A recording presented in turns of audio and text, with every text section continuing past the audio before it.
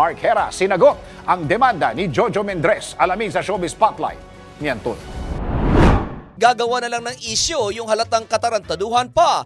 Ito ang matapang na pahayag ni Mark Heras nang makakarating dito ang balitang kakasuhan siya ni Jojo Mendres ng grave threat. Ayon kay Mark, gusto niyang sabihin kay Jojo na marami pang mas sikat sa kanya dahil siya umano ay hindi na sikat na tila ba sinasabi na aktor na iba na lang ang gamitin nito para sa promosyon ng bago nitong kanta. Dito na binanggit ni Mark ang mga salitang gagawa na lang ng isyu yung halatang katarantaduhan pa. Unang-una umano ay hindi niya ugali ang manakot at kahit gawan pa siya ng issue ay hindi niya ugali ang ganon. Mas ibubuhos pa raw niya ang kanyang oras at energy sa kanyang pamilya o kaya sa kanyang trabaho at racket. Binanggit din ni Mark ang mga salitang, "Sorry, I'm the wrong guy para isama nyo or gawan nyo ng issue kasi di ko kayo papatulan."